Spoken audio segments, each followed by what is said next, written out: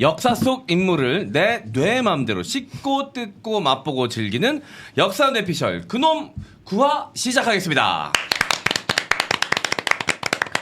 자, 우리 재원쌤이 머리를 펌을 하셨어요. 어머. 못 봤네. 네, 지금 거리두기입니까, 지금? 아니요. 그 닮았다고 하는 그분과의 거리두기를 위해서 일부러 지금 아닙니다. 머리를 볶으신 겁니까? 공교롭게도 또 네. 그 계속 은둔해 계시다가 이번에 이제 문을 보궐에 바꿔서. 나오시면서 모습을 드러내셨어요. 그렇죠. 진짜 똑같구만. 진짜 똑같아. 나이 들어 보인다 소리를 너무 많이 들어서 동갑인데. 청소기랑 비교하면 안 돼요. 뭐 필라 이런 거 있고 네. 제 정복 있고 캠모자 쓰고. 그러니까. 정복. 정복은 뭐예요? 정복. 정장도 아니고. 네. 그러니까 한때 이제 경찰 출신이시니까 그러니까 정복이란 말이 입에 붙으신 거죠. 네. 베프님 경찰 출신이에요? 예, 경찰도 했었어요. 아 정말? 아니 프로파일러가 경찰 소속이니까. 소속이에요. 근데 이렇게 여린 경찰이 아니, 상상이 안 돼. 방금 그 포즈와 표정은 정말 경찰에 대한 선입견이 있으신 거 아니에요? 뭔가 경찰은 뭔가 우리를 위해서 뭔가 힘을 써줄 것 같은데 네. 왜 힘 못 쓰게 생겼어요? 힘 못 쓰게 생겼어요? 너무 여리잖아요, 힘 없어. 베프님은. 아 이거 자존심인데 힘 못 씁니까? 너희들이 모르는 힘이 있다. 남을 관찰하는 힘. 너희들이 뭐 자세히 알고 싶지 않은 힘. 네. 관찰하는 힘 있겠죠. 아니 관전의 힘. 맞아요. 관전의 힘. 그건 너한테 있죠. 관전의 힘. 그렇죠. 네. 자, 알겠습니다. 자, 이제 오늘 본 방송으로 들어가 보도록 하겠습니다. 자, 오늘의 주제. 자, 섹스로 가득했던 우리의 유년 시절이라고. 우리는 이게 선생님께서 김재원 선생님께서 정하셨어요. 요즘 이제 M장화가 급격하게 진행이 되고 있습니다. 작정하신 것 같아요. 아, 이 제목 장인이 되셨어요. 아니요. 이게 근데 제목을 이렇게 달아놓고선 알맹이 없으면. 알맹이가 이게 성에 차지 못하면 오히려 욕먹을 수 있거든요. 그러니까요. 뒷부분에 한 1분 나오는 내용이고요. 네, 이런 내용. 그 정도면 충분합니다. 그 정도면 되나요? 1분 나오면 되죠. 한 네. 1분 정도 나오는 내용이고. 네. 일단 제목은 굉장히 자극적입니다. 자, 어떤 인물이 주인공일지 공개해 주시죠. 오늘은 전두환입니다. 네. 박정희 네. 했고 뭐 이승만 했으니까. 네. 근데 왜 유년 시절이에요? 예. 우리의 유년 시절. 네네. 여기 있는 사람들이 어릴 때 네. 겪었기 때문에. 세대로 따지면 요렇게 송소미 씨는 그런가? 몇 년생이지? 91년생. 그럼 아니네. 전혀 없죠. 전혀 아니네. 전혀 아니죠. 저는 그걸 드라마로 봤죠. 5공하고. 음. 그것도 사실 그걸로 봤죠. 짤로 보고 실제 드라마를 보진 못했고. 아, 그러면 오늘 뭐 좀 듣고 보고 하면서 배울 것들이 좀 많겠네요. 송소미 씨는. 네. 사실 뭐 어떻게 기억되고 있는지 좀 궁금해요. 우린 직접 겪거나 많이 본 사람들은 그래도 어느 정도 이미지가 형상화돼 있는데 송소미 씨는 이제 대통령이 아닐 때의 모습만 봐왔기 때문에 우리랑 또 인식이 다를 것 같은데 어떤 인식을 갖고 있습니까? 이 맞는지 모르겠는데 제 기억 속에는 그 하이모 네. 선전하시는 배우님 있잖아요. 유덕화 배우. 네. 이덕화 또 뭐야? 셰. 이덕화. 그분으로 사실 기억이 되어 있고, 그러니까 제 이미지가 딱 둘이에요. 이덕화, 그 다음에 최근에 그 골프 치시던 그 모습. 그거 네. 딱 두 가지로만 기억이 되어 있고, 제가 공부했을 때는 3S 정도. 그러니까 뭐 굉장히 뭐 스포츠도 좋아하고 섹스도 좋아하고 하나 뭐였지? 스크린. 네, 좋아한 게 좋아했다. 아니라 산업 정책. 섹스를 좋아. 본인이 좋아하시기도 했을 거예요. 명예훼손 당하실 수. 딱히 싫어하진 않았을 거야. 왕자 명예훼손이에요. 이래서 깊이 공부를 했어야 하는데 모를 수 있죠. 그 3S가 본인이 좋아하는 되게 큰 줄 알았어요. 아 이게 전두환의 정책으로 나와야 되는데 전두환의 취미로 나온 거예요. 기호 저는 탑3 뭐 이런 건 줄 알았죠. 탑3. 나의 최 탑3. 3S. 전두환의 3픽. 그래서 저는 그건 줄 알았어요. 섹스로 가득했던 우리의 유년 시절 하길래 그 3S 탑3를 얘기하려나 보다. 전두환의 유년 시절이.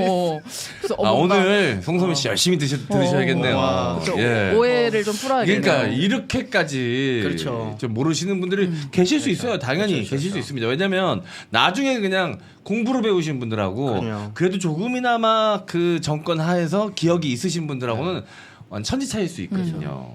제가 이 주제를 갖고 온 건 사실 5월이라서 네. 갖고 온 것도 좀 있고요. 네, 5.18이 있죠. 그렇죠. 그리고 어떻게 보면 제 나이 때가 운동권 가장 끝물이었거든요. 그래서 5월, 6월은 네. 학교에 없었던 것 같아요. 그러지 않았어요? 보통 그냥 거의 네. 거리에 있거나 네. 아니면은 이제 5월 중순쯤 되면은 이제 전남도청 구 전남도청에 내가지고 있거나 이제 그랬었던 기억이 좀 있어서 5월 일단 5월 1일 노동절부터 시작이 되죠. 그쵸. 네. 그래서 저는- 5월이 되면은 전두환이 생각나는 것 같아요. 자연스럽게. 저는 대통령일 때 봤잖아요. 아, 그렇죠. 87학번이 현직 때 현직 현지 대통령일 오. 때 마지막 날이었네. 마지막 연도. 마지막 연도. 그리고 저는 대학 입학할 때 눈물을 흘리고 들어갔어요.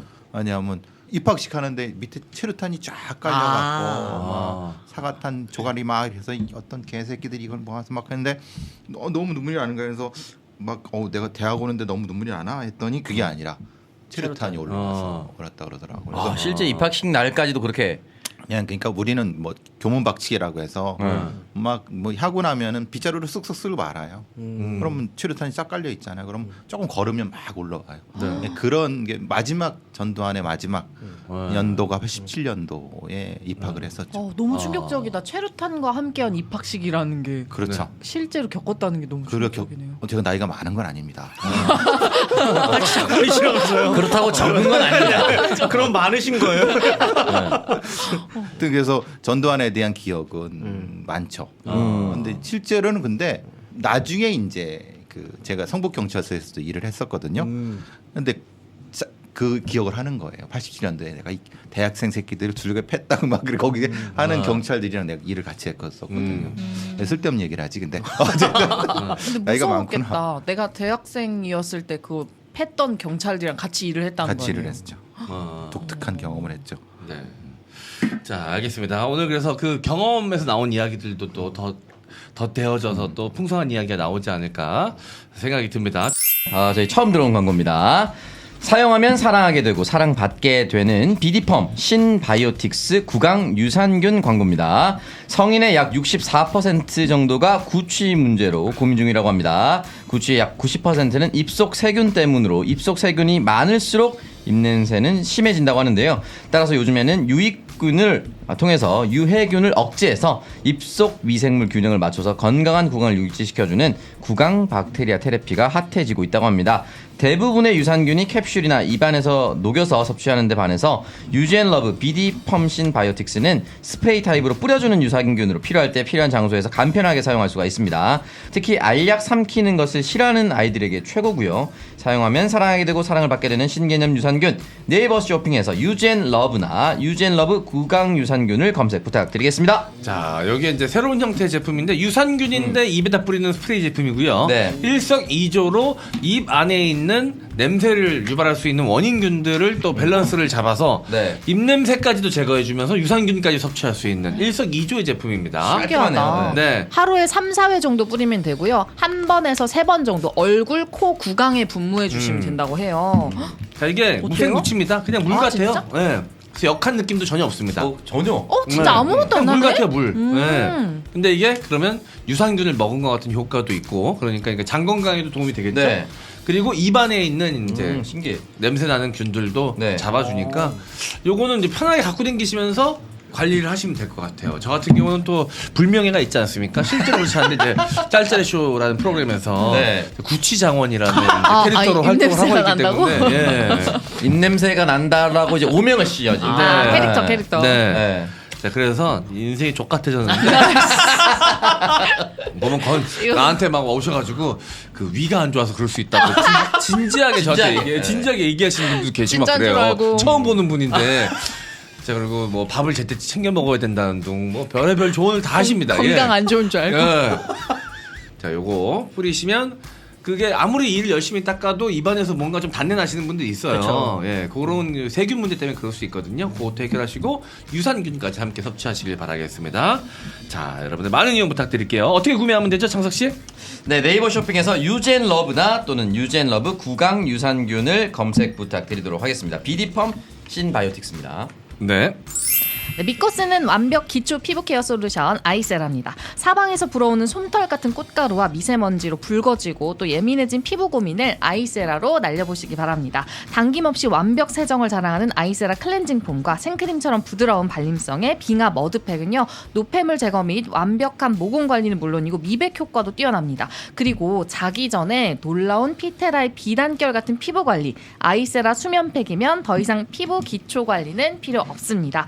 맑은 빙하의 상징 아이세라가 지구 환경 보호에 일조하고자 리유저블 컵을 사은품으로 제작해서 5만 원 이상 구매 고객님들께 드리는 행사도 실시합니다. 사은품 리유저블 컵의 디자인이 두 가지인데요. 지금 저희가 가지고 있어요. 네. 하나는 제가 들고 있는 고진감래, 그리고 네. 하나는 또 재원쌤이랑 또 장원 선배랑 네. 베프쌤이 들고 있는 저 빙하 버전이 있거든요. Save Our Planet 네. 아이세라라고 적혀져 있습니다. 네. 이렇게 디자인을 네. 구매 시에 적어주시면 원하시는 디자인으로 보내드려요. 빙하처럼 맑은 피부를 위한 아이세라는 검색창에 소노코스 검색하시거나 소노코스.net 또는 EJ몰에서도 구매가 가능합니다. 이 소노코스 아이세라 우리 광고해 주시는 것만으로 너무 감사하지만 더 감사한 일은 너무너무 제품이 좋아요.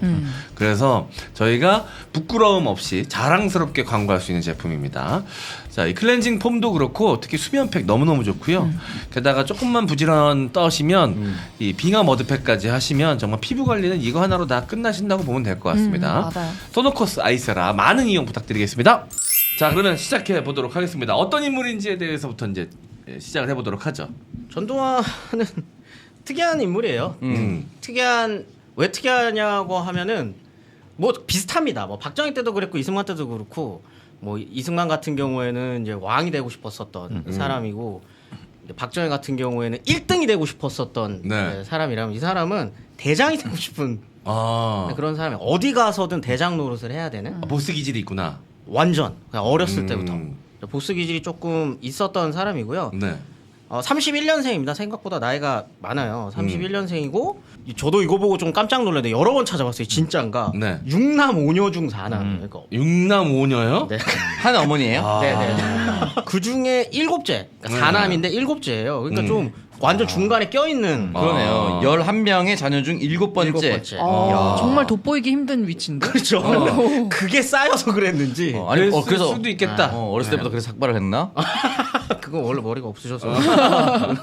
아버지는 농부를 하시다가, 네. 아버지도 이력이 좀 특이하시더라고요. 아버지는 농부를 하시다가 한문을 조금 아셨대요. 한문 지식이 조금 있어. 옛날에 한학을 했던. 네, 네. 한학을 했는지 뭐 했는지는 모르겠지만 그걸로 저기 그 한의학을 야매로 배우셔가지고 예전에는 동네에 의원이 많이 없으니까 그 무허가로 이렇게 네. 하시는 분들이 있으시잖아요. 네. 그런 거 침 놔주는 그런 걸 하셨다고 하더라고요. 뭔가 부잣집이거나 그런 건 아니었던 거죠. 네. 그렇다고 뭐 엄청 가난하거나 그렇지도 않은, 그러니까 평범한 가정집에서 살다가 만주로 이분도 갔다 옵니다. 어렸을 때 아버지가 다 같이. 온 가족이 네, 온 가족이 다 같이. 이때는 저번에 말씀드렸던 것처럼 만주 가는 게 뭐 그렇게 특이한 그런 거는 아니었어요. 만주. 네, 만주란 공간이 돈도 벌 수 있고 그렇죠. 약간 좀 새로운 세상이라고 하는 네. 그런.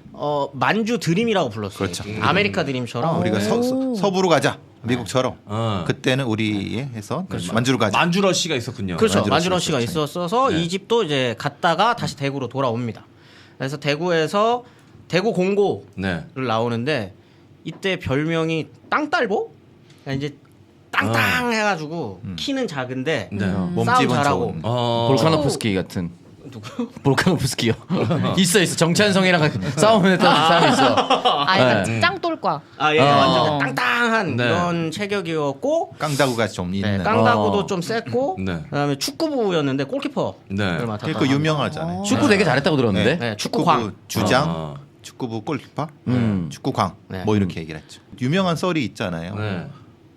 그거 못 들으셨나? 그러니까 이제 국가대표 네. 경기하는데 전화했대잖아요. 왜요? 감독한테 너 이 새끼야 얘왜매 넣고 빼 하고 진짜. 박모 감독한테 네. 전화했다는 썰이 있어. 네. 유명한 썰이죠. 예. 자기가 전술 지휘를 한 거야? 네. 박종환 감독한테 네, 박종환 감독. 얘기를 했다는 전화해서 전술을 어떻게 하라, 이 선수를 넣어라 마라 이런 얘기를 했다는 썰이 있어. 그렇죠. 근데 그 시대라면 정설일 수도 있어. 그렇죠. 네, 왜냐하면은 그 정도로 축구는 자기가 일가견이 있다고 생각을 했을 정도라고 네. 하는 거죠.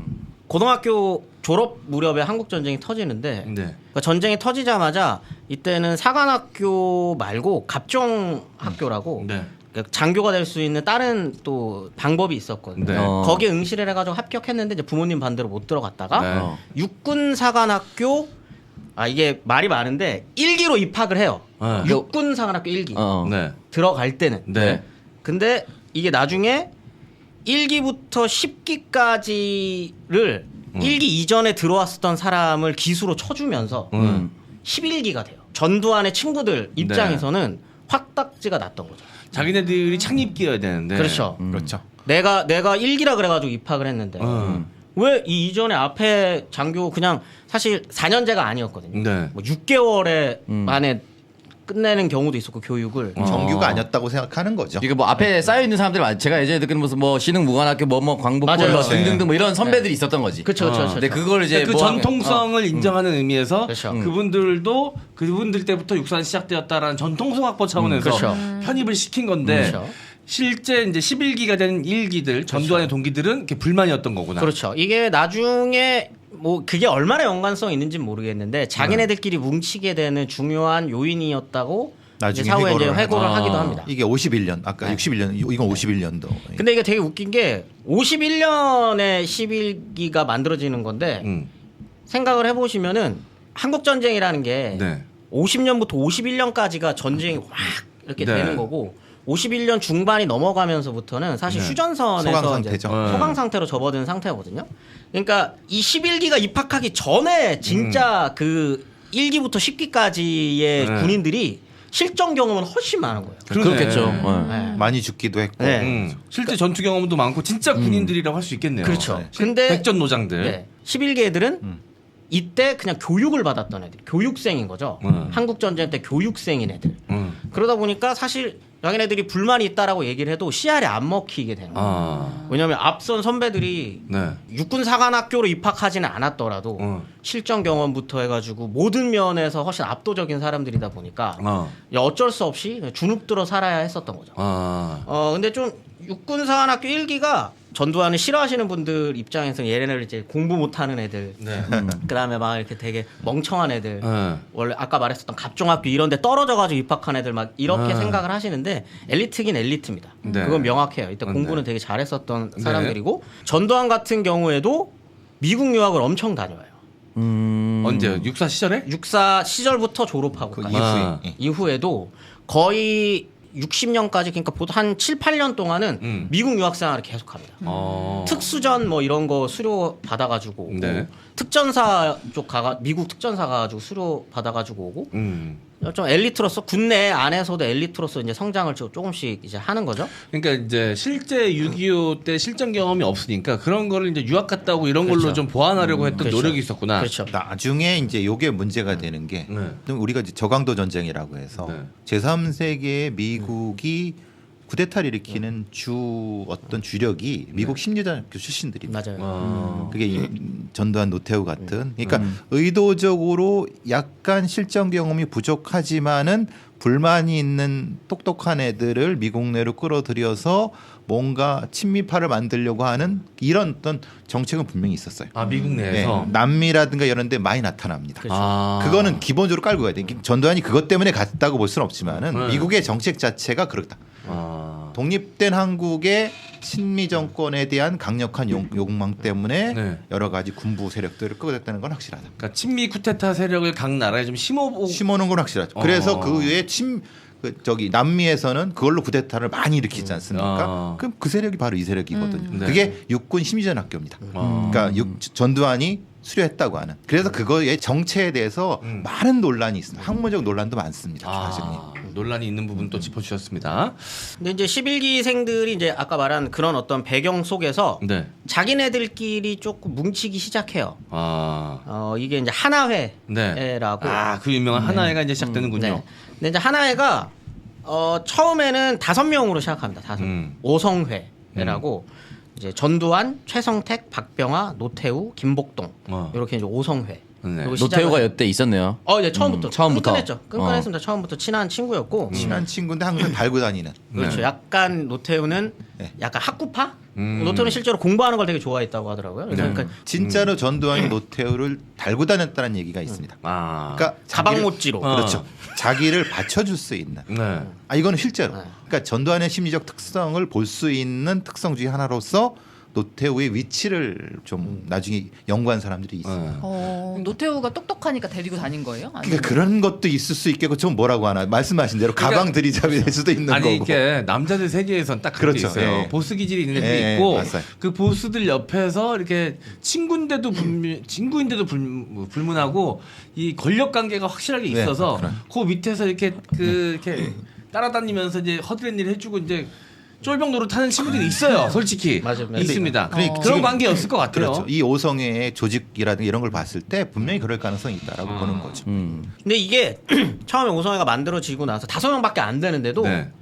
뭔가 있었나 봐요. 네. 그래서 7성회로 늘어나요, 곧. 아, 2명 추가 받아줬네. 근데 추가 모집에서 추가 모집.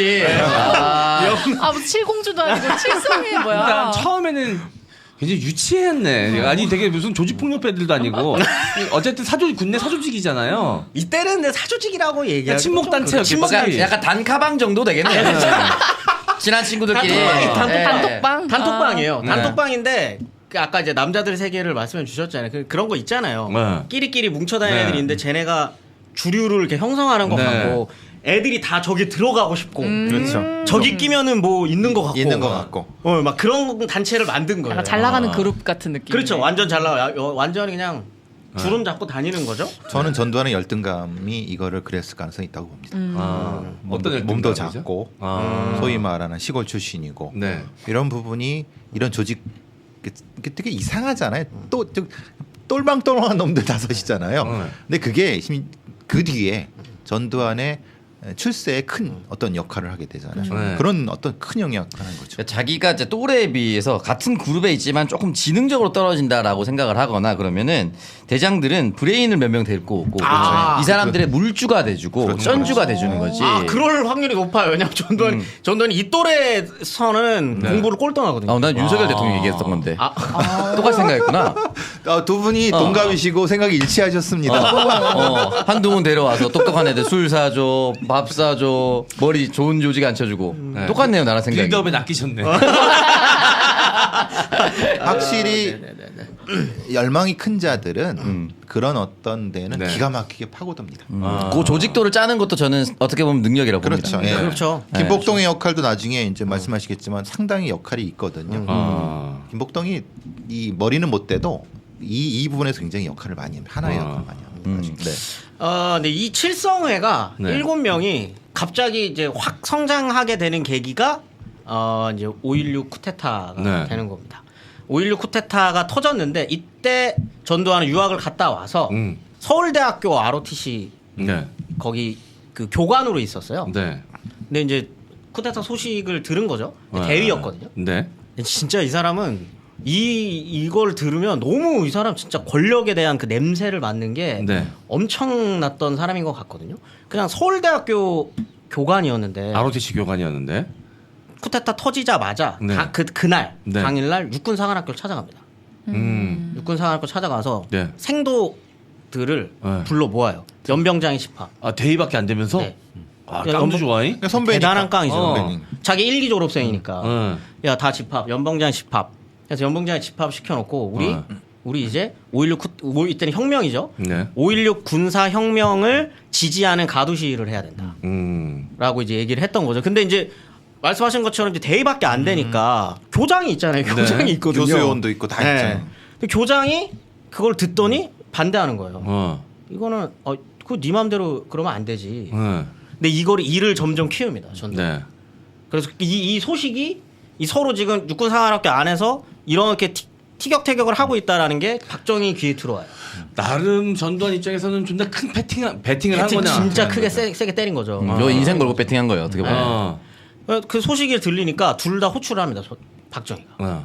그리고 이제 전두환은 밖에서 김종필이랑 대화를 하고 있고 무슨 생각에서 그런 거야? 아니 이런 구국의 결단을 육군 사관학교에서 하지 않으면 누가 이거를 지지를 합니까? 이러면서 막 이러고 있고 이제 박정희는 그 육군 상한학교 교장이랑 대화를 하고 있었는데 박정희가 딱 나오더니 저 교장 쟤는 안 되겠다. 라고 하고 쟤를 가둬버려요. 자기 상관인데. 네. 가도 네, 그냥 구금시켜 버리고. 육군사관학교 교장이면 3스타. 그러면 지금 그때는 아마 투스타인가? 투스타. 네. 그랬을 텐데 그냥 가둬버리고 네. 얘 전두환한테 어. 일임을 시킨 다음에 시청 앞에서 가두행진을 하죠. 대위가 그 스타를 가두는 게 가능해요? 그러니까 박정희가. 박정희한테 이제 박정희 쿠데타 했을 때. 소장이었으니까. 예, 장도영한테도 얘기를 해가지고 이거는 육사가 우리를 지지하는 모습을 보여줘야 이건 뭔가 좀 네. 분위기가 나니까 그렇게 합시다라고 해서 육사 생도들이 네. 생각을 해보세요. 그 엄청난 거거든요. 육군 이거는 그 다음부터는 이제 쿠데타가 아닌 거예요. 네. 육군 전체 육군 참모총장이 이걸 허락했고 그다음에 육군 상하학교 생도들이 이건 혁명이라고 하면서 가두행진을 하고 있고 네. 힘막 실어주는 힘을 거지. 실어주는 거죠. 그때부터 전두환은 이제 완전 거의 양아들. 아. 얼마나 이뻤겠어요. 박정희의 양아들. 얼마나 이뻤겠어요. 이게 지금 막 불안해 죽겠는데 네. 상한학교 애들 다 끌고 나와가지고 이걸 해준다니까 완전히 미치는 거죠. 일종의 뭐 히틀러가 했던 일종의 시각적인 형태의 그 프로파간다를 한 거지. 선전선동을 직접 서울 시민에 대놓고하면은 언론이 주목하잖아요. 그렇죠. 그게 대서특필이 되는 그 정도. 그래서 제가 아까 왜 심리전 학교가 중요했냐면 이 전두환이나 어떤 애들은 심리전 학교를 해서 이게 얼마나 중요한지를 알았다는 거예요. 사실은. 그러니까 이게 지금과는 좀 느낌이 좀 다르긴 하지만 아직도 우리가 정치권에서 어떤 공천을 줄 때 학벌 그 사람의 스펙이 뛰어나면 오하고 쳐다보잖아요. 그러니까 이 당시는 서울연고대가 아니라 전쟁이 끝난 직후에 우리를 지켜줄 수 있는 그 군인을 그럼요. 양성하는 초엘리트 집단이 육사인 거죠. 맞아요. 그렇죠. 사회 최정점에 있는 집단이었던 겁니다. 이 정점에 있는 집단이 이 쿠데타를 혁명이라고 얘기를 하고 막 설득하고 있으니 국민들 입장에서는 여기를 따라야 되는 것인가 이렇게 위기 상황에서 라고 생각할 수밖에 없는 거죠. 나 초등학교 중학교 때까지만 해도 서울대가 아니라 육사가 아니라 그 정도였어요. 그렇죠. 네. 그 정도로 탑이었어요? 그렇죠. 네. 네. 육사생도들이 나와서 지지를 해? 그러면 저거는 저 쿠데타가 아니라 혁명이겠네라는 이제 이미지 메이킹을 해주는 거죠. 그러니까 눈에 확 뜬 거지. 그래서 칠성회가 늘어나서 1심회라고. 야, 진짜 이름도 참 작같이 짓는다 진짜. 1심에 몇 명입니까? 1심회는 굉장히 커집니다. 이때는 육사 11기 영남 쪽 애들 거의 다 흡수하고요. 14기 이제 후배들까지 흡수하기 시작을 했고 1심의 뜻이 되게 웃겨요. 태양을 위하고 조국을 위하는 하나 같은 마음. 전두환의 호가 일해잖아요. 일해잖아요. 네, 일해제다. 일해제다. 그래갖고 그게 계속 연결되는 건지 모르겠어요. 그게 그런 건지. 개인 사조직으로 만들려는 약간 그러니까 의도가 있었던 거 여러 아닌가라는 가지로도 생각이 그런 들 느낌이 정도로. 와요. 네, 1심회가 이제 하나회로 커지게 되고 이제 비밀인데 비밀이 아닌 그러니까 외부적으로 드러나지는 않았지. 워낙 큰 조직이 되면 비밀이 될 수가 없어요 일단은. 단카방은 이제 비밀이 되는 건데 이제 향후이잖아요. 이제 향후. 기수별로 받는 오픈 채팅방이 된 거죠. 누구도 들어가고 싶지만 아무나 들어보내주실 수 없는 누구도 쟤들이 실력자인지를 알고 있고 누가 리더인지를 알지만은 함부로 못하는 이렇게 키운 거지. 그리고 일단 이 하나회에 가입하면 승진이 보장됩니다. 승진 지금 그다음에 요직에 꽂히는 게 보장이 되기 때문에 여기에 들어가고 싶어가지고 뭐 난리가 흔히 말하는 이제 나는 거예요. 개파죠. 완전한 진짜 주류 개파 이제 형성을 했는데 성골이 된 거죠. 완전. 73년에 융필용 사건이라는 사건이 하나 터져요. 근데 이때 처음으로 외부에 하나회라고 하는 이 사조직이 드러나게 됩니다. 이제 이게 당시 이제 수경사령관이었었던 윤필용 소장이 그 이우락 그때 당시 이제 2인자였죠. 이우락한테 그런 거예요. 이제 다음은 형님 차례 아닙니까?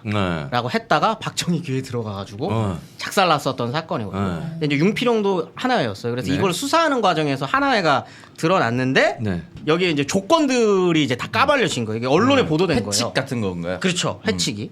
정규 육사 출신을 기본 정원제로 한다. 충성을 맹세한다. 그다음에 비밀 점조직으로 가입한다. 고위층으로부터 활동비를 지급받거나 재벌로부터 자금을 징수한다. 야, 그런 게 회칙으로 적혀져 있었어? 대놓고 삥 뜯겠다고? 회원이 누릴 수 있는 혜택은 진급 및 보직상의 특혜라고 이게 수사 결과를 발표한 거죠. 이런 회칙이 있었다라고 하는 수사 결과를 발표를 하면서 하나회가 이제 세상에 드러나게 됐는데 사실 뭐 지금 이제 공부하고 연구하는 사람들이야 이게 세상에 드러났다는 거 파헤쳐서 안 거지. 네. 이때 막 엄청난 파장이 일거나 그러지는 않아요. 근데 이제 언론에는 보도가 된 거죠. 아 네. 하나회라는 게 있구나. 이러면서 이제 하나회가 이제 세상 속에 이제 딱 드러나게 된 겁니다. 네. 근데 알고 봤더니 하나회의 주요 멤버들이 아까 말했었던 11기 14기들인데 얘네들이 대부분이 또 보니까 베트남 전쟁 참전했었던 네. 사람들이었어요. 근데 전두환이 베트남 전쟁 때 사고를 쳐요. 네. 어떤 사고를 치죠? 전두환은 참고로 가가지고 전투병과로 가긴 갑니다만 전투를 막 한다거나 그러지는 않았고 네. 잘 수행하진 않았죠. 네. 뒤에서 이제 뭐 보급이랑 이런 거를 담당을 했었는데 무기 밀매를 하다 걸립니다. 무기 밀매요? 어디 뭐 베트남 베트콩들이랑 베트콩들이랑 이게 뭐냐면 근데 이게 저도 사실관계를 확인하려고 엄청 많이 뒤졌는데 네. 기사가 하나밖에 없어요. 그래가지고 이게 진짜인지 아닌지는 좀 파헤치기가 조금 어려웠는데 당시에 나왔던 기사가 하나가 존재하긴 하는군요. 당시는 아니었고 추후에 추후에. 이거를 추적하는 기사가 하나 있어가지고 이제 네. 그게 하나 나왔는데 그게 뭐였냐면 이제 전두환이 무기를 밀어갖고 막 이렇게 돈 벌고 이랬었던 게 아니라 네. 얘도 전두환 지도 전공을 올리고 싶었던 거죠. 전공을 올리고. 근데 전공을 올리려면 증거가 필요하잖아요. 네. 그래서 뭐 전투평가도 아니니까 사실 공을 세우기도 쉽지 네네네. 않고. 그래서 돈을 주고 네. 그 페트공들한테 네. 총을 산 거예요. 네. 이게 마치 전투에서 이겨서 뺏은 뺏은 것처럼. AK-47 같은 거. 네, 그럼 그거를 돈 주고 산 거죠. 야, 돈 주고 산 거죠. 나중에 보는데 총구에 쏘는 적이 없어. 그렇죠. 그게 거야. 본 적이 없어. 이런 새끼를 네. 새 총을 받아온 거야. 이게 그렇죠. 강선이 없어. 받아가지고 이걸 이제 한 번도 쏜 적이 없는 생 아다총인 거야. 이거를 이제 뺏은 거라고 해가지고 했는데 응. 이게 걸린 너무 거지. 너무 새 거 아니니 너? 이거 어떻게 된 거네? 캐봤더니 이게 알고 봤더니 밀매로 사왔었던. 그래서 내가 이겼다라고 해. 그렇죠. 이제 일종의 허위 스펙이네요. 허위 스펙. 허위 스펙을 만든 거죠. 전쟁터에서 만든 허위 스펙 아니야. 그렇죠. 이제 허위 스펙. 실제로는 지가 싸워서 전공을 얻어서 무기를 노획했어야 되는데 그 노획을 한 게 아니라 베트콩한테 산 거네. 산 거. 그쪽 브로커들한테 사갖고 보고를 했는데 강선이 없어. 벤슨한테 샀나? 누구한테 샀는지 근데 많이도 샀어요. 그러니까. 소화기 115정, 소화기요. 네, 공용화기 13문, 기관총 수류탄 같은 42개, 실탄 2,191, 뭘 이렇게 많이 샀어? 포탄 31, 뭐 이렇게. 아니 그래도 규모 있게 이겼다고 그러니까. 해야 되니까. 대대급 뭐 한 연대급 뭐 이렇게 그러죠. 이겼다는 거 해야 되는 거지. 네. 그러니까. 야, 근데 아니 실제로 교전이 없었는데 이 무기만 가지고 우길 수가 있었나? 서류상으로 뭔가 인정을 받고 싶었었던 건가? 그렇죠. 이때 뭐 사실 훈장도 받아야 되겠고.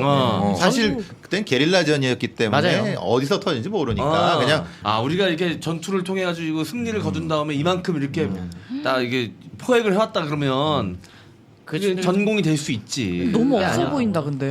그러니까 그 이게 돈은 결국 공금을 했을 거 아니에요. 그렇겠죠. 뭐 그러다 보니까 이제 문제가 됐고 근데 이제 캔 거죠. 그래서 전두환이가 도대체 이 새끼가 베트남에서 뭘 했는지 캐봐라라고 했더니 불만들이 이제 그때부터 나오는 거예요. 저 새끼 이상하다. 사병들 밀매한다. 샤워할 물 모아가지고 혼자 1시간 동안 샤워하고 뜨끈한 뭐 이런 물로. 얘기들이 막 나오는 목욕하고 거예요. 막. 자기 혼자 온수 목욕하고 온수 막. 목욕했다 막 이런 짜잘한 것까지 터지기 시작하는 거예요. 네. 얘가 사실은 양아치였네. 존나 양아치였네. 샤워하는 물까지 이 새끼는 씹새끼였네. 포획해고 이런 거는 어쨌든 자기랑 이끈 부하들도 같이 공이 나눠줄 수가 있는데 이거는 진짜 부하 등골 빨아먹은 거 아니야. 네, 그러니까 그런 찌찌자한 짓을 하다가 베트남 가서 또 꿀만 빨았네. 그렇죠. 하다가 돌아오니까 당연히 진급이 밀립니다.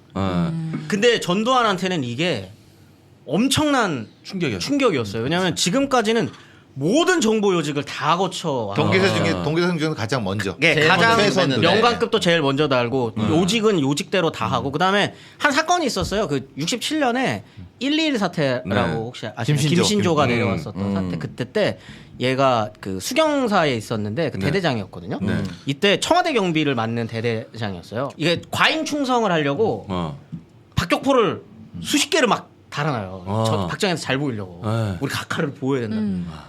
김신조가 터질 줄 모르고. 근데 김신조가 터진 거예요.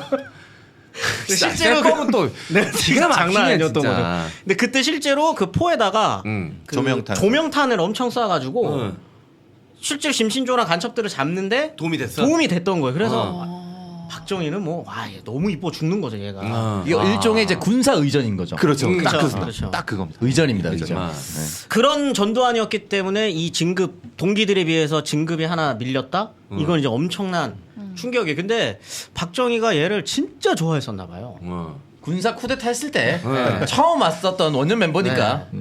왜 그렇게 생각이 드냐면 1공수 특전단의 단장으로 발령이 됐다가 여단으로 증편이 되면서 여단장이 되거든요. 근데 여단장은 별만 할 수 있어요. 네.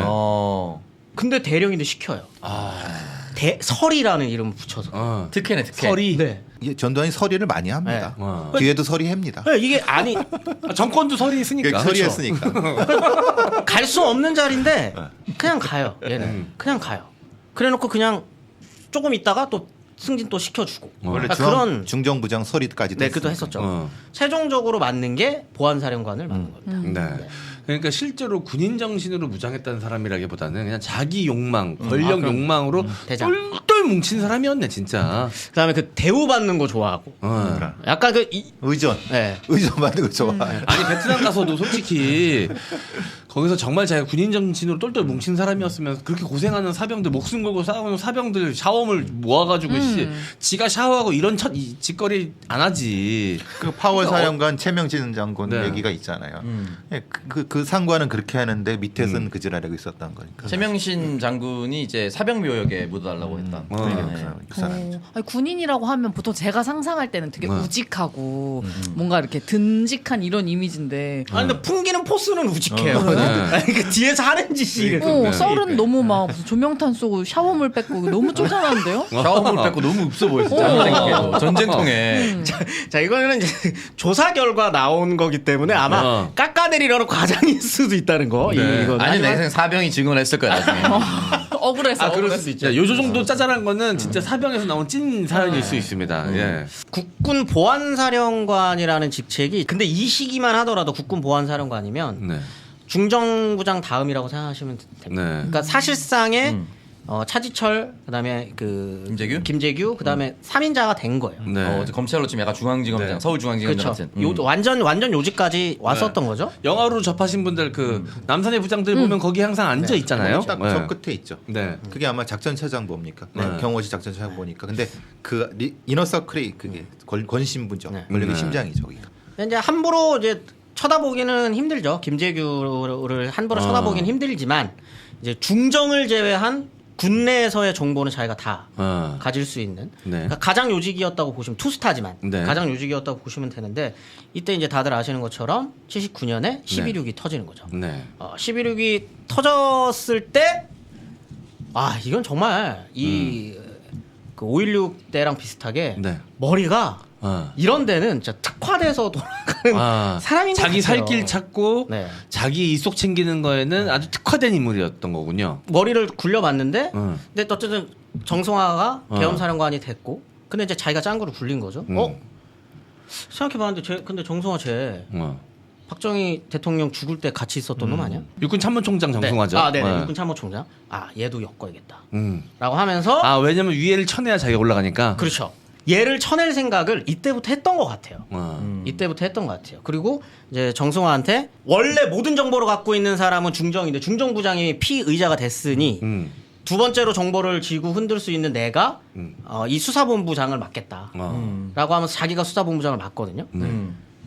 여기서부터 이제 한 명씩 다 연루를 시킵니다.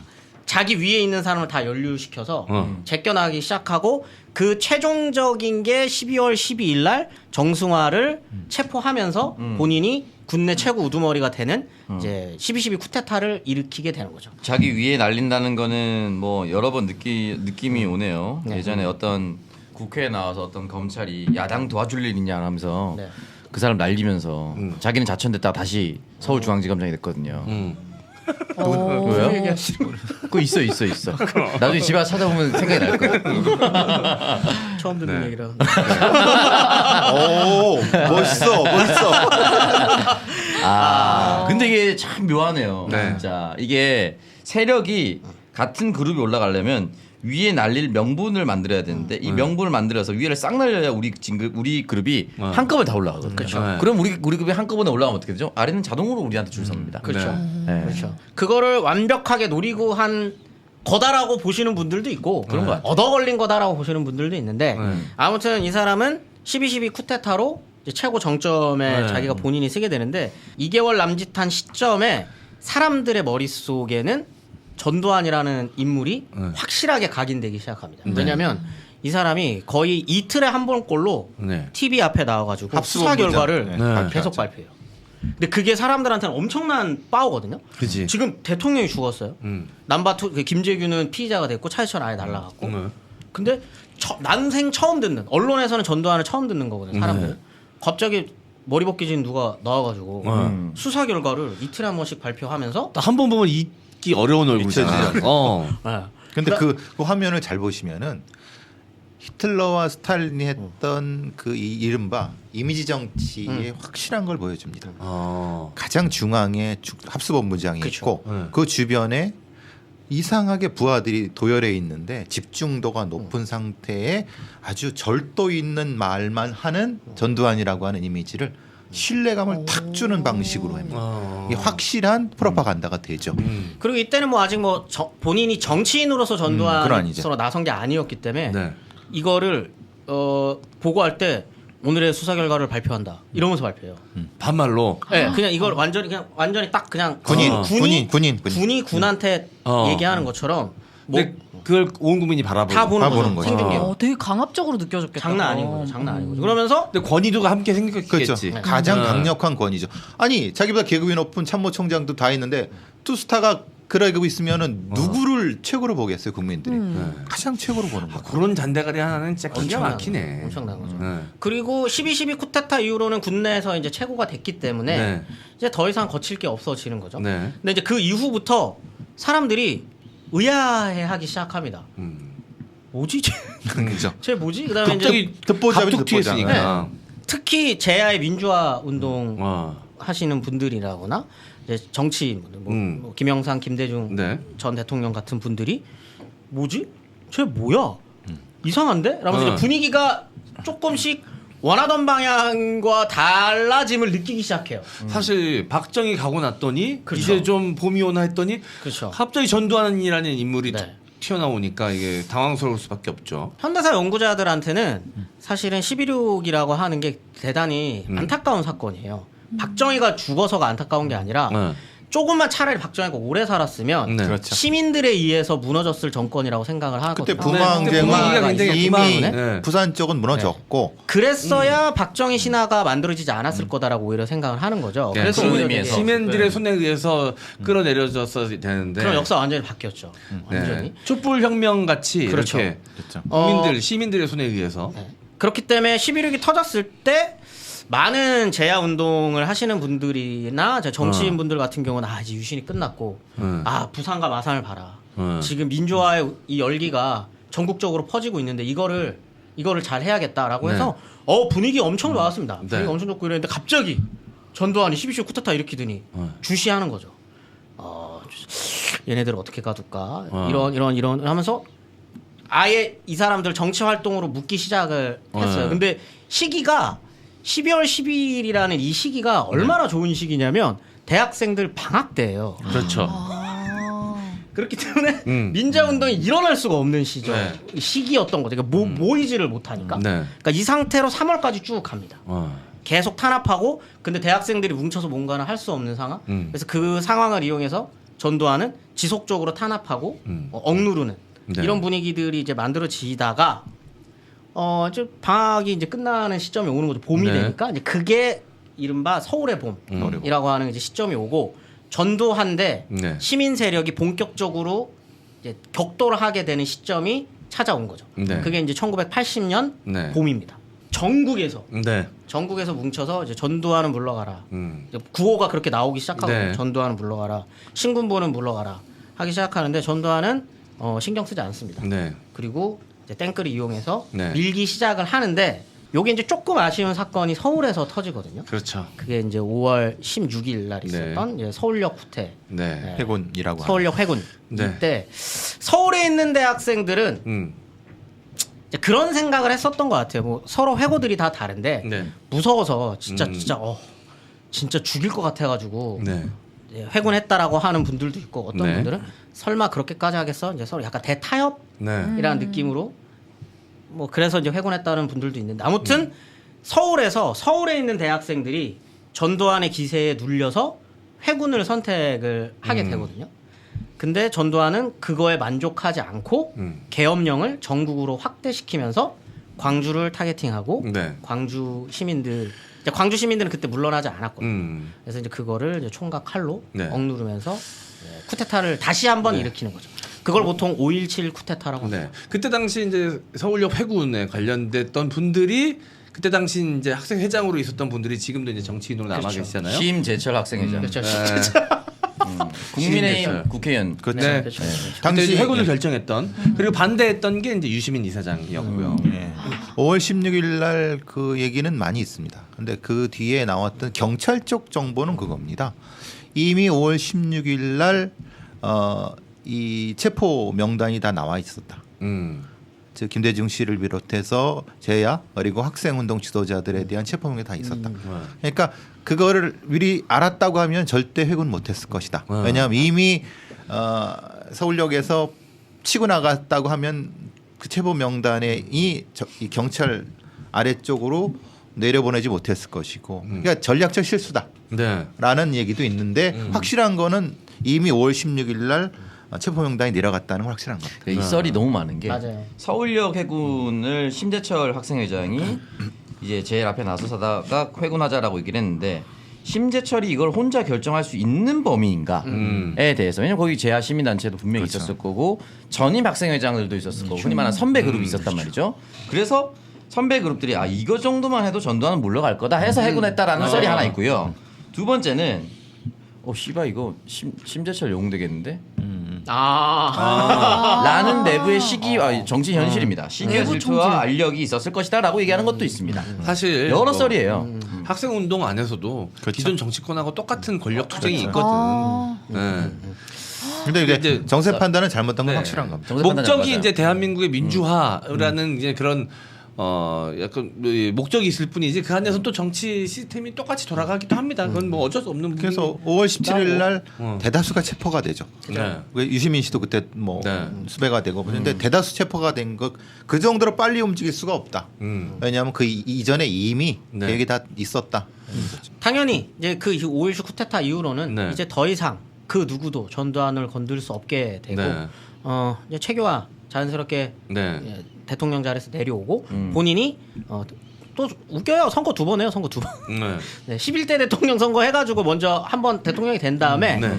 7년 단임제로 헌법을 바꾼 다음에 한 번 더 합니다. 네. 그래서 12대 대통령 체육관이죠. 체육관 장충 체육관 네. 장충 선거에서 90%의 네. 90%의 지지율로 대통령 12대 대통령 선거에서 본인이 당선이 되는데 이것도 미디어를 엄청나게 잘 활용합니다. 생중계 선거가 진행되는 과정부터 취임식 모든 과정을 어마어마한 사람이 대통령이 된 것처럼 완전 쇼를 하는 거죠.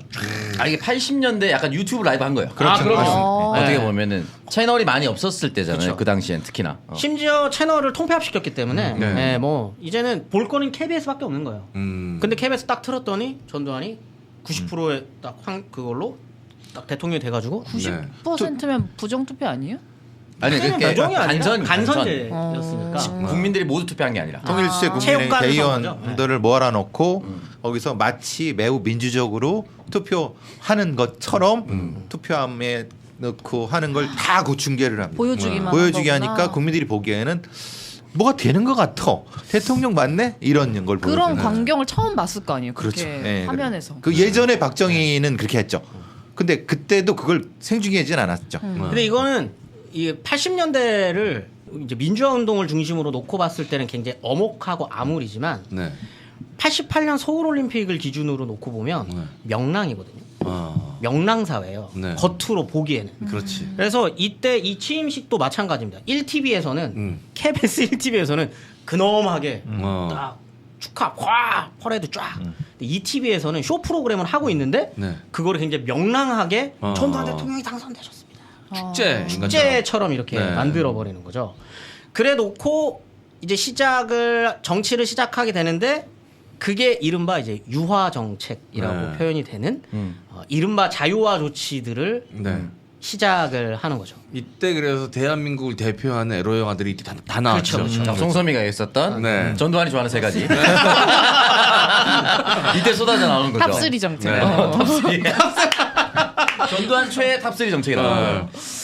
근데 왜 이거를 했냐? 이 3S 정책이니 뭐니? 3S 정책이란 말로 뒤에 붙여진 거고요. 네. 이런 자유화 조치를 왜 했냐라고 하면 흔히 하는 오해들이 우민화 정책이라고들 표현하는데 네. 사실 그럴 수는 없어요. 어. 어떻게 자유가 우민이겠어요? 네. 그렇지는 않거든요. 오히려 두 가지가 있었던 것 같습니다. 하나는 88 올림픽을 일단 못 모르고 개최를 시켰는데 네. 밖에 눈치가 너무 보이는 거죠. 네. 올림픽을 개최해야 되는데 네. 아 이게 그러니까 뭔가 자유로운 네, 모습을 모습 연출할 보여줘야 필요가 돼요. 있었다. 네, 그다음 두 번째는 자신감이 좀 있었던 것 같아요. 어. 못 건드려 얘네. 얘네 나 함부로 나 서울역대 그때 봤잖아. 나 광주 내가 다 눌러놨어. 얘네 함부로 못해. 요 정도까지는 허락해주고 이 안에서 놀라 그래. 네. 대신 이거 넘어가면 죽이는 거야. 야, 이런 정치를 시작을 하는 거거든요. 자신감의 표현이자 국제적인 눈치 때문에 자유화 조치들을 시행하는 사실 일제 강점기 때 일제도 그런 비슷합니다. 비슷한 문화 정책을 정책이 펼쳤잖아요. 네네네. 문화 네, 정책이 네. 있었죠. 이제 대표적인 것 중에 하나가 이거 엄청났거든요. 야간 통행 금지를 해제시킵니다. 네. 아 이거 미쳤거든요. 정말 강남이 이때부터 아, 밤에 놀게 해준 거구나. 네, 강남이 이때부터 이제 붐비기 시작하고 소비 문화를 이제 증식시키기 위한 거예요. 네. 돈을 쓰게 하는 거예요. 아. 밤까지 돈을 써라. 12시 되면 앵 울립니다. 사이렌이. 집에 들어가는 거야? 네. 신데렐라처럼? 예, 진짜 들은 사람이야. 앵 울리면 거기 딱 정지해야 돼요. 그럼 만약에 어디에도 들어갈 수 없는 공간에 딱 하고 어떻게 있으면은 돼요? 모시고 갑니다.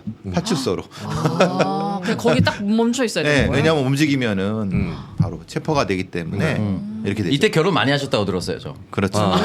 통금 끝나기 전에 어디든 들어가야 되니까. 일본이든 여인숙이든 그렇죠. 남자가 배회 하다가 우리 나가면 걸린다. 그러니까 배 끊기는 것처럼 그때까지 민기적 데리고 있다가 이제 집에 집에 가다 큰일 난다. 지금 우리 어디 들어가야 된다. 이렇게 해서. 그게 코미디 소재로 많이 쓰였어요. 진짜. 진짜? 예, 예. 탤런트 주현 선생님이 방송에 나와서 얘기하셨던 거.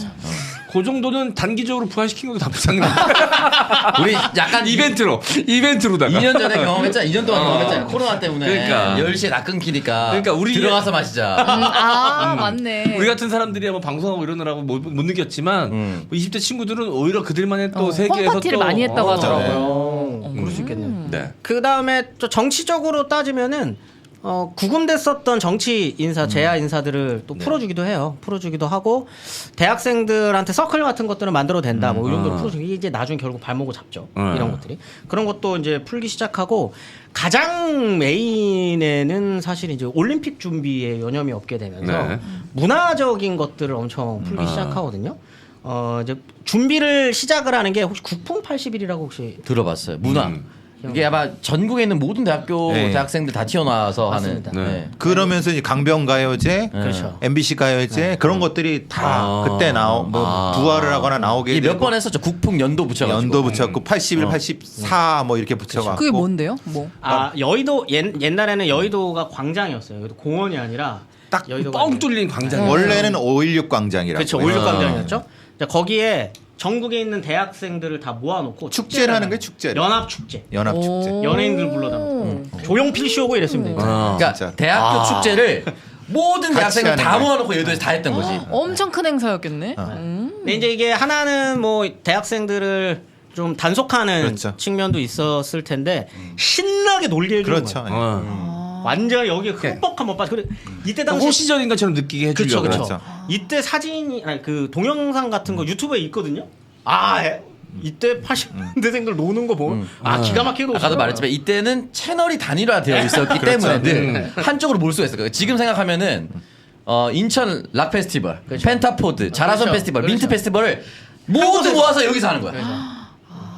일단 국가 정책을 밀어주니까. 정책으로 그럼요. 밀고. 네. 관리하기 연예인들- 쉬웠겠다 오히려. 연예인들 다 부르고 그래서 조용필 나와서 막 또 혈기왕성한 젊은이들 거기서 또 이성 만날 수 있고 얼마나 또 신나고 재밌었겠어. 이게 사실은 축제를 이렇게 하는 게 사실 86년 아시안 게임이랑 88년 올림픽 준비하는 거예요, 계속. 네, 모여가지고 노는 것들이 이제 준비시키는 거거든요. 아니면 좀 뭐 교복 자율화 시키죠. 두발 자율화 시킵니다. 네. 이동형 세대죠. 아, 그렇죠. 이때부터 두발이 자유화가 된 거구나. 네. 이때만 이때만. 됐다. 이때만. 정확히는. 이때만. 네. 이렇게 좀 풀어주는 것들을 하는데 잠깐 올림픽 얘기를 하면 원래 올림픽은 박정희 때 네. 국제 스포츠 대회를 한번 하려고 했었어요. 네. 70년 아시안 게임을 서울이 따냈었어요. 음. 원래. 근데 그거를 반납합니다. 경기장이 없어서. 그래서 박정희가 빡쳐가지고 잠실에다가 스포츠 경기장을 짓기 시작하는 거죠. 이런 치욕이 다시 있어서는 안 된다. 이제 그거를 활용해가지고 이제 81년도에 다시 한번 전두환이 도전해가지고 따오는 게 88 올림픽이었던 거고, 그 다음에 이제 거기 이어서 이제 86 아시안 게임도 이제 하게 되는 거죠. 그래서 그런 준비들을 해 나가고, 진짜 전두환이 신경을 많이 썼던 것 중에 하나는 자기를 지지할 수 있는 새로운 계층을 형성시키려고 합니다. 그게 중산층이거든요. 네. 중산층을 약간 우리나라도 이제 중산층이 한 80% 정도 된다라고 하는 프로파간다를 계속해요. 이제 우리나라도 마이홈, 마이카 이런 애들이 있을 수 있고 그거를 내가 해줄 수 있다라고 하면서 내가 내 임기 안에 집 500만 개 만들어줄게. 나 지지해. 국민 상대로 이제 가스라이팅이 들어간 그렇죠. 거네요. 그렇죠. 사실 정치적으로는 그 바닥까지 썩어 있었거든요. 그렇죠. 뭐 돈 써. 야, 밤새 돈 써. 마음대로 괜찮아. 왜냐 실제로 이때 삼조왕이라고 운이 진짜 좋아. 이 사람 진짜 운이 천운입니다. 천운. 그냥 국제적으로 경제가 완전 호황일 때 이 사람 후타타 이렇게 해서 그냥 된 거거든요. 유가가 네. 낮았고 환율이 낮았고 또 어떻게 보면은 이제 박정희 기간, 박정희 재임 기간이라고 표현하겠습니다. 박정희 했다고 하는 게 박정희 재임 기간에 우리가 알고 있는 굴지 대기업들이 이미 성장을 해서 달릴 준비가 돼 있었어요. 본격적으로 달릴 때 전두환이 든 거지. 그렇죠. 그러니까 이 재계 인사들이 없었으면 또 불가능했었던 그렇죠. 것들이에요. 네. 그렇죠. 그냥 달리는 말에 탄 거야 그냥. 운이 정말 좋은 사람이에요. 네. 그러니까 국제적인 운도 너무 좋았었던 사람인 거죠. 그러면서 그냥 중산층들이 돈 쓰게 되고 집 갖게 되고 이러면서 성장을 하는데, 근데 이게 어떻게 사회과학 쪽에서 이제 사회학 하시는 분들한테는 당연한 건데 사실 네. 이렇게 되면 민주주의에 대한 열망도 같이 올라가거든요. 네. 그렇죠. 근데 전두환은 그거를 약간 눈치를 못 챘던 거 거기까지 몰랐고. 그냥 신났던 거죠. 얘네 돈 쓰니까 다 얘네들 돈 벌게 해줬으니까 나 지지하겠지? 네. 이렇게 이제 생각을 했던 것 같아요. 결국 자기가 자기도 속인 거네. 그렇죠. 아 진짜. 이게 근데 대학 정원 자율화가 되면서 83년도 되면서 대학생들이 거의 100만까지 늘어납니다. 네.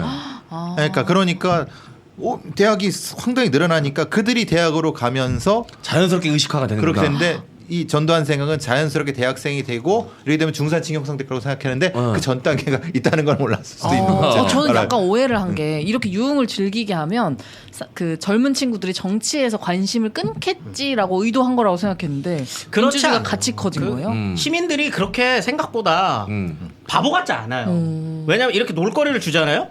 그런 겁니다. 매 백날 청날 술 먹고 놀겠어요? 술 먹다 보면 불만을 얘기하거든요. 근데 모일 수 있는 공간을 자기가 마련해 준 거예요. 그래서 술 먹고 놀다가 야 근데 요즘 나라 상황이 너무 좀 그렇지 않냐? 누가 한마디라도 던지면 그걸 뭐 그렇지. 나만 그렇게 느꼈던 거 아니지? 이렇게 되는 거거든요. 프로 스포츠 같은 게 이제 3S라고 얘기되는 프로 스포츠도 마찬가지예요. 사람들이 모이잖아요. 그렇죠. 그리고 심지어 지역 기반입니다. 프로야구, 전라도 분들이 프로야구. 모이는 거예요. 네. 야구 경기 보려고. 뭉치게. 이게 그냥 단순히 바보같이 거기서 하면서 사람들이 스포츠만 즐기지 않거든요. 야구 얘기만 하지 않지. 이런저런 살아가는 이야기, 정치권 이야기 이런 것들도 하게 되지. 네. 지역 감정들을 통해서 지역 대 지역 대결로 오히려 그게 되고 여기서부터 또 사람들은 또 의미심장한 대결이 돼버리게 되고 제일 움직여 그거예요.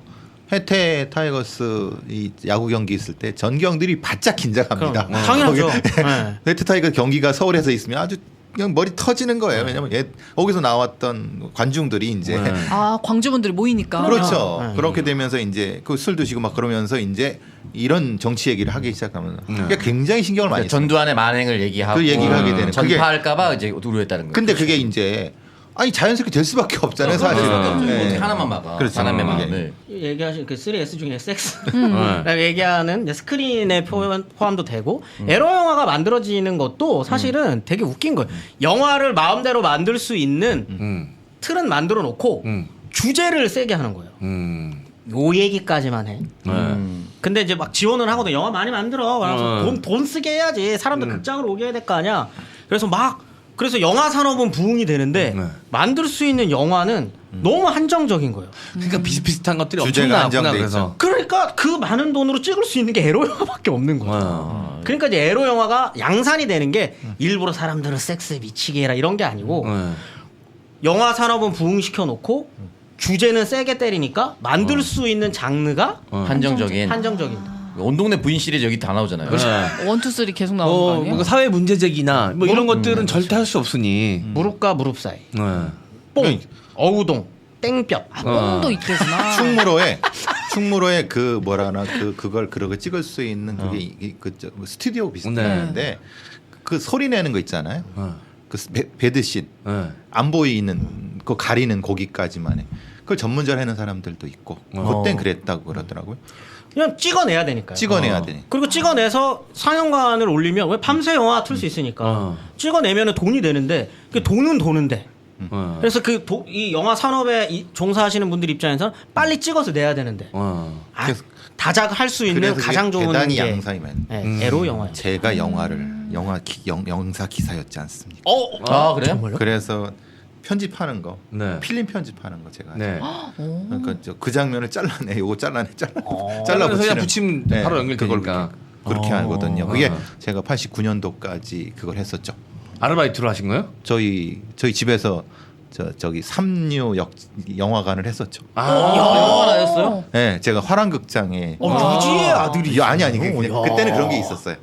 그래서 이제 그런 거 있잖아요. 외국 영화, 홍콩 영화, 우리나라 영화 3반을 계속 돌리는 그런 영화 시스템. 우와. 네. 그럼 그 잘라낸 부분은 보셨어요? 아니면 잘라낸 걸 그거만 붙여서 봐요. 저희가 요즘에 스킵해서 고급 정보에 접근 권한이 있으셨군요. 일종의 80년대 그 야한 짤을 보신 짤을 거예요. 짤을 진짜 필름으로 가지고 있었죠. 야, 근데 그걸 지금 만약에 갖고 계셨으면 나름의 가치를 또 인정받았겠다. 박물관이지. 약간 그것만 감독 가지는 삭제판 이런 네, 느낌이잖아요. 노모인가요? 네? 아니 그거를 80년대 무슨 노모가 그게 뭐냐면 원래 20분짜리를 6개나 7개예요. 필름이 6통이 하나가 영화 하나는 6개 통인데 이게 필름 통이에요. 네. 그걸 이제 중간에 그 부분을 이렇게 잘라내요. 그러니까 요거 안 된다 하면 잘라요. 그걸 자른 거를 이제 따로 보관을 하죠. 붙이죠. 그 자르는 걸 극장에서도 한다고요? 네, 극장 상영실 뒤에 자르는 기계가 있어요. 딱 잘라 붙이면은. 자른 걸 보내주는 게 아니라 극장에서 잘라야 돼. 네, 또 그런 게 있어요. 자른 걸 보내주기도 하고 또 뭐 시간 때문에 자르기. 그러니까 6개 통으로 필름이 나와서 오면 그걸 연결시켜가지고 영상에 트는 거잖아요. 두 개로 영사기가 2개입니다. 20분 틀고 요거 끝날 때쯤에 요거 20분 틀고 왔다 갔다. 필름이 왔다 갔다 틀거든. 그거 시네마 친구에 나오지 않습니까? 네, 그렇게 하는 거예요. 신기하다. 야 이건 정말 생생한 증거네. 그러니까요. 야. 갑자기 막 타임머신 타고 온 사람 같아. 네. 전두환 최 3픽의 중심에 계셨었네요. 제가 중심입니다. 네. 그래서 80년대 중후반에 전체 영화 숫자 중에 한 70%를 에로 영화가 차지해요. 심의 규정 때문에. 심의 규정 그렇죠. 때문에 70%가 차지했었던 어쩔 수 없는. 상황이었다고 보시면 돼요. 이런 게 이제 유화 정책이었고요. 네. 근데 뭐 말이 유화 정책인 거지. 아까 말했었던 것처럼 내가 허락한 자유를 넘어가는 순간 이 사람은 정말 폭력적으로 네. 돌변을 그리고 하게 사실 되죠. 물밑에서는 이미 80년 5.18 광주에서 있었던 그럼요. 이야기들이 알게 모르게 계속 퍼져나가고 있는 있었거든요. 상황이었고. 저는 왜냐면 어렸을 때 밤에 이제 자고 아침에 등교하려고 일어나면 밤에는 없었던 뭐 전단지 같은 것들이 이제 바닥에 뿌려져 있어요. 보면 그때 당시 어떻게 이렇게 폭력을 행사했는지 사진 같은 것들 아직까지도 나 생생한데 근데 어릴 땐 자세히 몰랐어 그게 뭔지. 근데 막 머리가 깨지고 막 내장이 바깥으로 튀어나오고 이런 사진들을 해가지고 광주가 이랬다라는 거를 알리는 전단 같은 것들이 전 종종 봤거든요. 저 80년 그러니까 밤에 뿌리고 가나 봐. 밤에. 87년 5월에 저희들이 그 작업을 했죠. 왜냐하면 대학교 1학년, 2학년들이 곳곳 집을 돌아다니면서 그런 사진. 아니 그럼 애기 장원한테 보여준 그 대학생이었던 거예요? 어머. 그렇게 차이가 나지 않습니다. 그렇게 차이가 나지 않습니다. 너무 충격이었었어요. 작은 필름도 좀 갖다 넣어놓지. 잠깐 광주랑 이런 분위기에 대한 이야기를 하면 회고에 그런 얘기가 되게 많아요.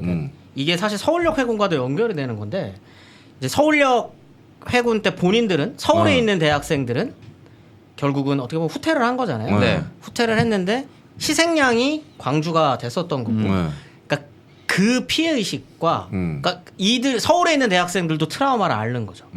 우리 때문에 우리가 후퇴했던 것 때문에 광주에 있는 우리 또래의 대학생들 그다음에 광주 동지들이? 시민들이 죽었다라고 하는 그 죄책감이 엄청났던 것 같아요. 그 회고에 그런 말이 엄청 많이 나오거든요. 이 죄책감으로 80년부터 87년까지 서클 활동들에서 핵심적으로 다루는 의제가 광주가 되는 겁니다.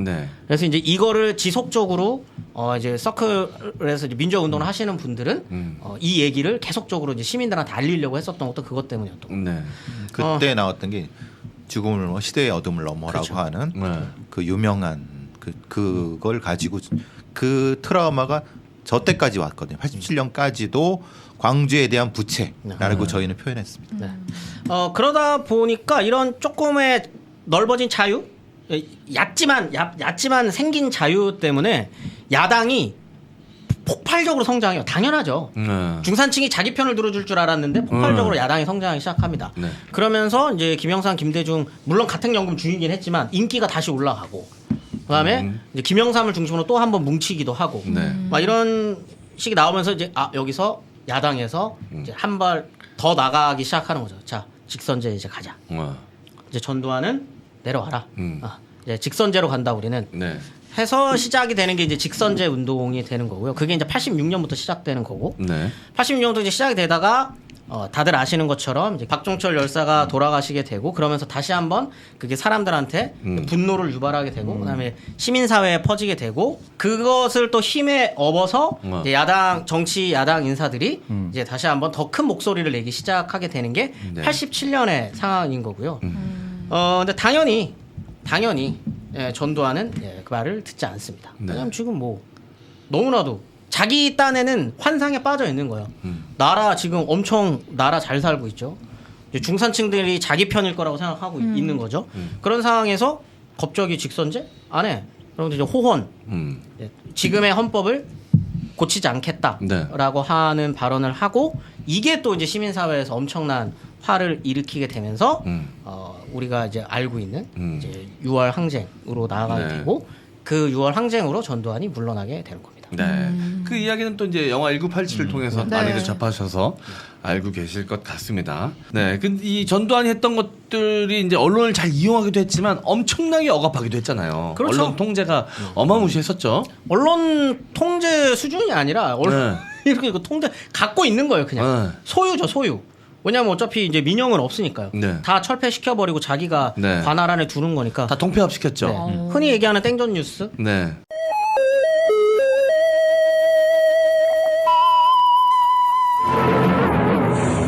전두환 대통령이 미국을 공식 방문하기 위해 영부인 이순자 여사와 함께 오늘 오후 특별기편으로 장도에 올랐습니다. 진짜 사유화했었네. 그냥 그 부부의 이야기만 그리고 했네요. 우리 서미 씨는 모르겠지만 영화 극장 가서 보러 가잖아요. 항상 지금 광고가 나오잖아요. 그때는 대한뉴스라는 게 나왔어요.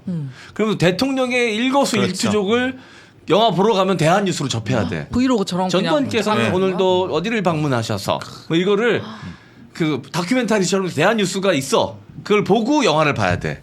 그럼 그거 안 틀면 큰일 나요. 완전 숭배할 수. 맞아. 형님이 극장 하실 때 부모님 극장 하시는 시절에 극장 문 닫아야 되는 거 아닙니까? 동네 대한뉴스 필름 따로 갖다 줘요? 그렇죠. 정보과 아저씨들 와요. 정보과에서? 그래서 갖고 잘 틀고 계시죠? 확인도 하고.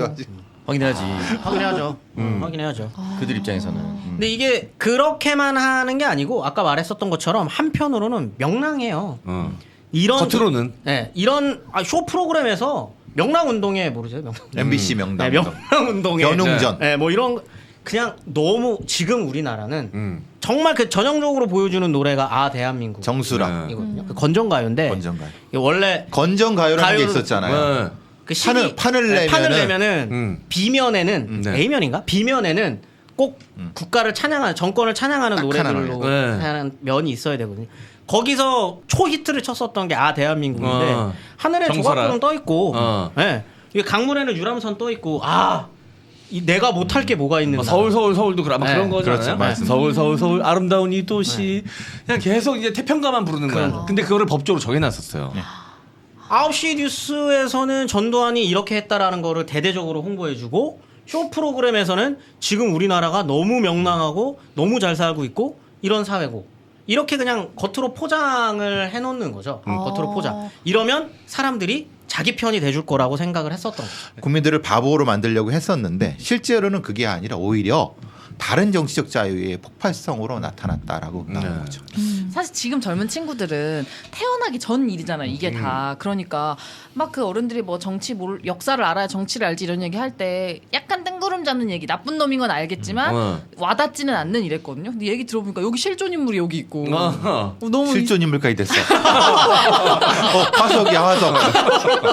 우리가 막 TV에서 보던 심재철 그리고 유시민 작가님이 다 관련되어 있었다고 하니까 너무 막 충격적이네 이게. 이것도 마지막 감사합니다. 지금까지 실존해 주셔서. 실존해요. 저는 마지막에 이인영이 떠는 걸 봤거든요.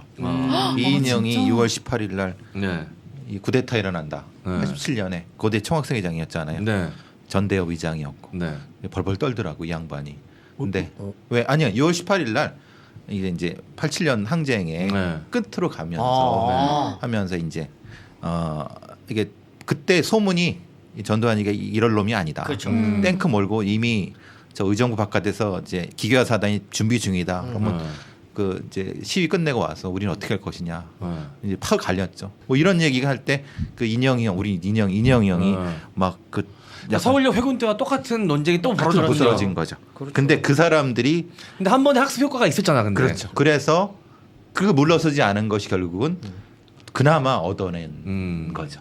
그렇죠. 그분들이 실제로는 지금의 민주당의 주체가 된 거죠. 아니 근데 진짜 무서웠을 것 같아. 정말 무섭죠. 무섭죠. 진짜 무서웠을 것 같아. 진짜 옆에서 주고 나가는데. 아무렇지도 않게 그냥 총 쏴버리는데. 정말 무서웠을 거예요. 그럼요. 왜냐면 이때 삼천교육대라는 게 아까 제가 너무 제가 요약해서 얘기하다가 이거 얘기 안 해. 진짜 그냥 마음에 안 들면 삼천교육대 끌고 와가지고 거기서 교육받다 죽었다 그러면 그만이에요. 근데 그때 술 먹고 그냥 길바닥에서 자고 있다가도 끌려가고 그랬거든. 그때 그래서 그냥 공수부대 준비돼 있다. 그리고 경찰이 개인적으로 동네에 자기가 원하는 있는 사람도 잡아다가 삼천교육대 갖다 넣기도 하고 그랬어요. 그게 똑같이 80년대 반복될 거라는 거는 경험적으로 알고 있었기 때문에 어떻게 할 것인가에 대해 그때 그게 많이 있었죠. 두려움.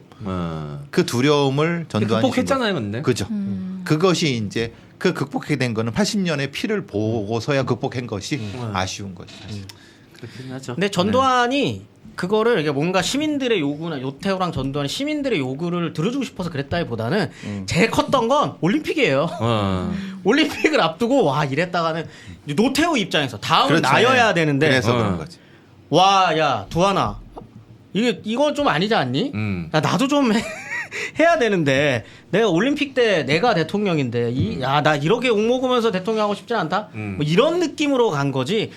이제 시민들의 그거가 이제 민주화 열기가 이러니 어쩔 수 없습니다. 뭐 이런 거는 전두환이 노태우가 그걸 엄청 팔아먹었거든요. 자기가 전두환을 설득해서 대한민국의 민주주의를 마치 이렇게 바꾼 사람인 것 마냥. 그리고 전두환 입장에서도 이제 분위기가 전국민적인 분위기가 열기가 엄청난데 물러나지 않을 수는 없고 어차피 물러날 거 물러난다면 내 친구 태우한테 물려주면 나는 보호해주겠지 이라는 생각으로 했는데 또 자기 생각대로 흘러가지는 않았죠. 네.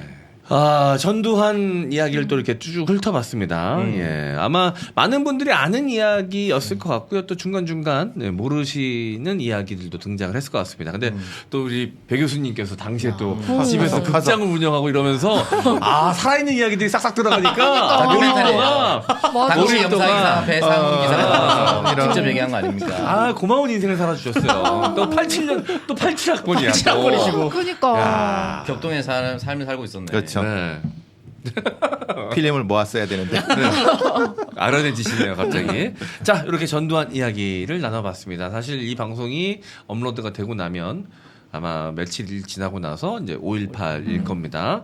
아마 그래서 많은 분들이 또 다시 한번 그때 광주를 생각하시게 될 텐데 오늘 이 방송이 좀 도움이 되기를 바라보면서 오늘 방송 마무리하도록 하겠습니다. 저희는 다음 주에 또 신박한 역사 이야기, 역사 속 인물들 이야기로 돌아오도록 하겠습니다. 다음 주에 만나요. 안녕.